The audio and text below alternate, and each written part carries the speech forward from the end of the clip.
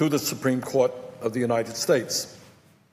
After meeting with Judge Gorsuch and having a long and pleasant conversation, after hearing his testimony before the Judiciary Committee, and after carefully reviewing his record, I have concluded that I cannot support a man with his views for a lifetime seat on the Supreme Court. The Supreme Court is the most important judicial body in this country. The decisions that it reaches, even on a 5-4 vote, have a profound impact on all Americans, on our environment, and on our way of life.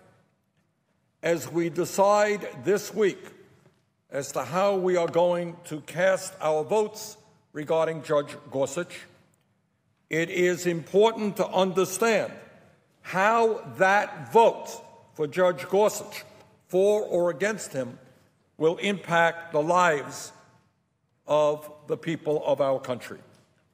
Let me give you just a few examples as to what is at stake. 7 years ago, in a 5-4 decision, the Supreme Court ruled in a case called Citizens United.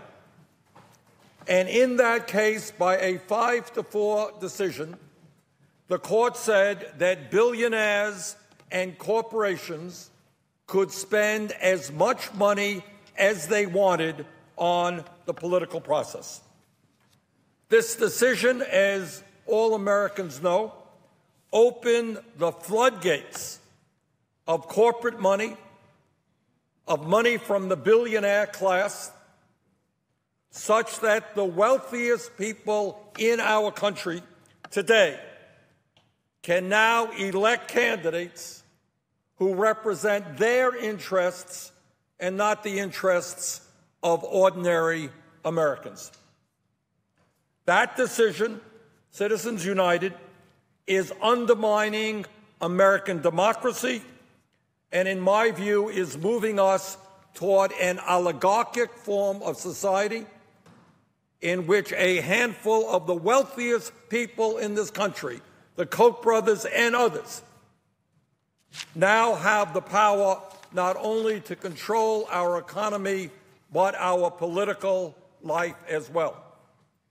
In my view, Citizens United must be overturned, and we must move back to a nation where our political system is based on one person, one vote, not on the ability of billionaires to buy elections. Based on my conversation with Judge Gorsuch and a review of his record, do I believe that he will vote to overturn Citizens United? Absolutely not. Further, I suspect that he will vote to undermine our democracy even further by supporting the elimination of all restrictions on campaign finance, something which the Republican leadership in this body wants. What the Republican leadership is striving towards is eliminating all campaign finance restrictions such that billionaires can say to somebody, I'm going to give you $500 million to run for the U.S. Senate from California, and you work for me. No independent expenditures. I will select your campaign manager, your speechwriter, your media advisor, your pollster. You are my employee. That is what Republican leadership here wants. They want to undermine all campaign finance laws that on campaign finance, and I believe that Judge Gorsuch will move this country in that way, a more and more undemocratic way.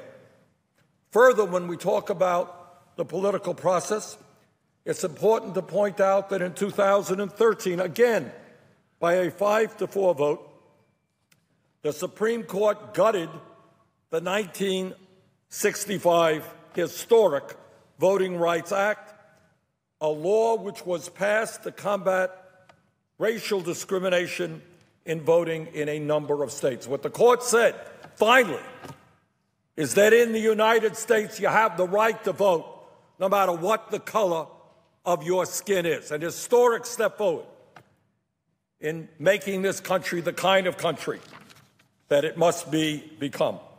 Well, as a result of that 5-4 Supreme Court decision in 2013 gutting the Voting Rights Act, literally days after, we had Republican governors and Republican legislatures all over this country under the guise of fighting voter fraud, passing laws intentionally, everybody knows this, intentionally designed to make it harder for people of color, for poor people, for young people, for older people to vote in elections. In America in the year 2017, it is not too much to ask that all of our people who are eligible to vote be able to vote without harassment, without roadblocks, without barriers being placed in front of them. I know it is a radical idea, Mr. President, but it's called democracy. It's called democracy. It says that if you are eligible to vote, we want you to vote. We want you to participate. It says that in America, when we have one of the lowest voter turnout rates of any major country on earth, we want more people to be participating in the political process, not fewer people. Mr. President, there is nothing that I have seen in Judge Gorsuch's record or in his recent statements to suggest to me that he is prepared to overturn this disastrous decision on the Voting Rights Act. Mr. President, in 1973, as we all know, the Supreme Court decided Roe versus Wade and declared that women have a constitutional right to control their own bodies. That decision has been subsequently affirmed by multiple cases as recently as last June. In his confirmation hearings, Judge Gorsuch refused to state if he believed Roe v. Wade was good law and should be upheld. Based on his statements and general philosophy, I believe there is a strong likelihood that Judge Gorsuch would vote to overturn Roe v. Wade and deny the women of this country the constitutional right to control their own bodies. This would be an outrage, and I do not want to be a party to allowing that to happen. In addition, under Chief Justice John Roberts, the Supreme Court has time and time again voted in support of corporate interests and against the needs of the working people of our country. After reviewing Judge Gorsuch's record, I believe that he will continue that trend. In a case called Trans Am Trucking, Judge Gorsuch argued that a trucker was properly fired by his employer for abandoning his cargo at the side of the road after his truck broke down and he nearly froze to death waiting for help. Judge Gorsuch literally believed that this man should have had to choose between his life and his job, and by choosing his life, not freezing to death, he deserved to lose his job.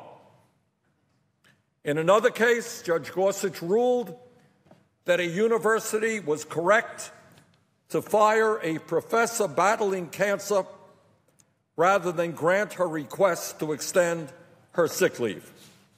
I find these decisions troubling.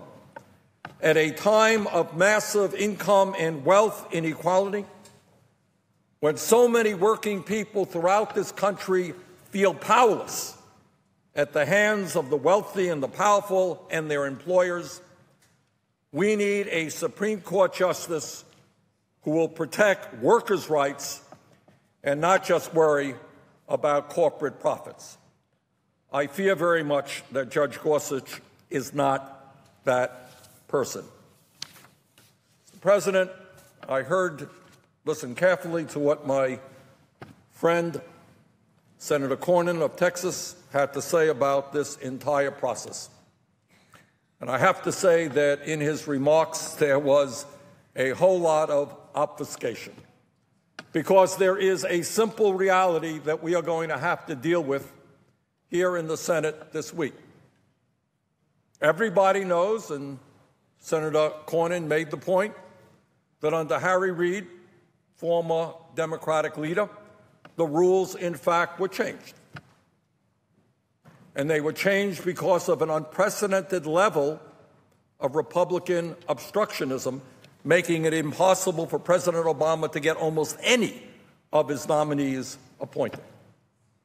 But let us not forget that in the midst of that controversial decision, and it was a controversial decision, the Democratic leader had the power to also say that we will waive the 60-vote rule regarding Supreme Court nominees.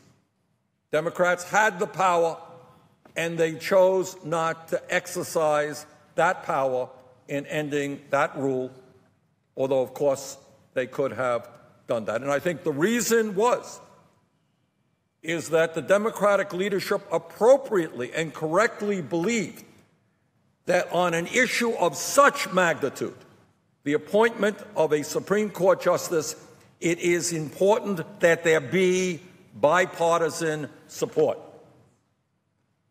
But right now, it appears that the Republican leadership is going to do what the Democratic leadership did not do, and that is waive that rule and get their judge appointed with 51 votes. So I would suggest to the Republican leader that instead of trying to push this nominee through with 50-some-odd votes, it might make more sense that rather than changing the rule, change the nominee.